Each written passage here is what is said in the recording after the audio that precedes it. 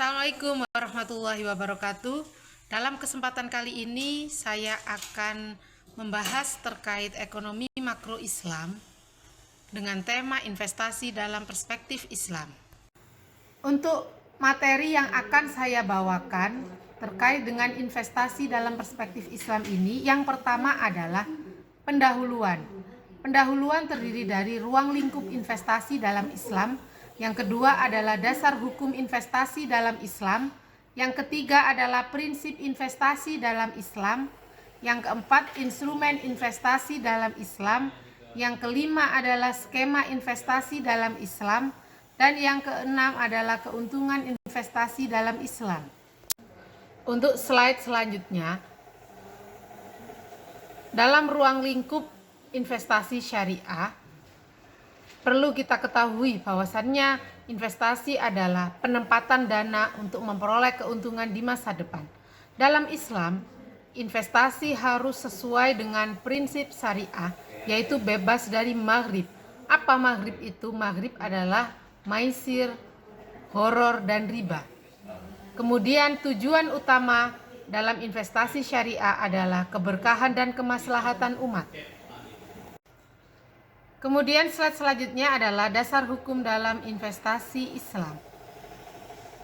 Terdapat di dalam beberapa Al-Quran dan hadis Nabi serta ijma dan qiyas terkait dengan dasar hukum investasi dalam Islam. Yang pertama adalah Al-Quran surat Al-Baqarah ayat 275. Di sana terdapat larangan riba dan anjuran perdagangan. Kemudian ada hadis Nabi yang artinya berikanlah upah sebelum keringatnya kering. Dan yang ketiga adalah ijma serta qiyas, yaitu mendukung aktivitas muamalah berbasis keadilan. Slide selanjutnya adalah terkait dengan prinsip investasi syariah.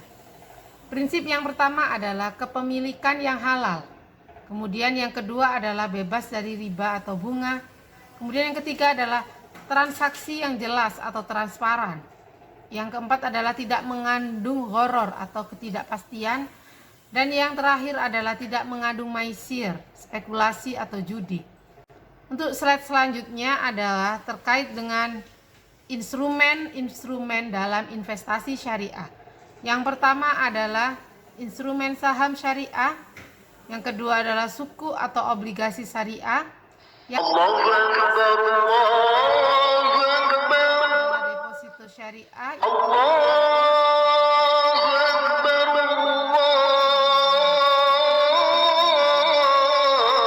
Kemudian kita lanjutkan ke slide berikutnya, yaitu terkait dengan skema investasi Islam. Agar kita tidak terjerat dari investasi bodong, penipuan, dan lain sebagainya, maka kita perlu memahami akad-akad yang ada di dalam investasi syariah. Yang pertama adalah akad mudharabah, di mana akad mudharabah ini terdiri dari investor dan pengelola usaha. Jadi investor ini merupakan yang pemilik modal, sedangkan pengelola usaha ini yang melakukan usaha, seperti itu. Nanti bagi hasilnya dibagi sesuai kesepakatan. Kemudian yang kedua ada akad musyarakah. Jadi akad musyarakah itu dua-duanya atau lebih dari dua orang itu sama-sama menyetorkan modalnya, seperti itu. Kemudian yang ketiga adalah murabahah. Murabahah ini akad jual beli dengan margin keuntungan. Kemudian ada yang terakhir adalah ijaroh. Ijaroh ini sewa menyewa aset produktif. Kemudian slide selanjutnya adalah keuntungan investasi syariah. Jadi apa sih keuntungan investasi syariah? Kita itu bisa beruntung di dunia dan di akhirat. Jadi keuntungannya itu jangka panjang, mendapatkan keuntungan yang halal dan pastinya thayyib. Kemudian menghindari unsur yang diharamkan, yaitu unsur maghrib atau maisir, horor, dan riba. Kemudian memberikan nilai manfaat bagi umat dan mendorong pembangunan ekonomi yang adil tentunya. Kemudian slide selanjutnya adalah tantangan dan solusi. Jadi tantangan dan solusi berinvestasi syariah di sini adalah kurangnya atau minimnya literasi keuangan syariah.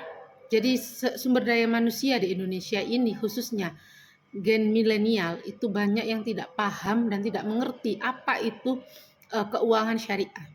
Maka dari itu yang perlu dilakukan oleh lembaga-lembaga pendidikan itu para sivitas akademika mengedukasi mereka yang tidak paham mengenai keuangan syariah. Dengan cara apa? Dengan cara memasukkan kurikulum ekonomi dan keuangan syariah di tingkat sekolah. Baik itu di sekolah dasar sampai tingkat sekolah menengah ke atas. Kemudian yang kedua adalah minimnya produk investasi syariah di daerah. Di daerah-daerah terpencil pun itu masih banyak sekali yang tidak paham dan tidak mengerti instrumen-instrumen keuangan syariah. Karena memang edukasi ke daerah-daerah terpencil itu masih sangat minim sekali. Kemudian peran aktif lembaga keuangan syariah ini menjadi PR tersendiri ya bagi lembaga-lembaga keuangan syariah yang ada di Indonesia khususnya. Itu wajib untuk mengedukasi dan mensosialisasikan produk keuangan syariah di Indonesia. Kemudian regulasi pemerintah dan DSN MUI ini juga perlu adanya regulasi yang sangat bijak sekali terkait dengan keuangan dan ekonomi syariah. Kemudian contoh investasi syariah yang ada di Indonesia dan sudah dilakukan oleh pemerintah yaitu terhadap produk keuangan syariah. Contohnya seperti suku atau obligasi syariah. Nah, ini suku atau obligasi syariah ini merupakan produk keuangan syariah atau produk pembiayaan keuangan syariah yang diterbitkan oleh pemerintah Indonesia. Seperti itu. Dan memberikan keuntungan yang tetap sesuai dengan fatwa DSN MUI. Jadi digunakan untuk proyek-proyek pembangunan di negara Indonesia. Kemudian sebagai kesimpulan bahwasannya investasi syariah itu merupakan perpaduan antara profit dan nilai spiritual. Jadi selain terkait dengan dunia, jadi investasi syariah ini sangatlah tujuannya itu untuk jangka panjang seperti itu. Kemudian penting dan sangat penting sekali untuk memahami prinsip dan akad-akad dalam Islam seperti itu. Kemudian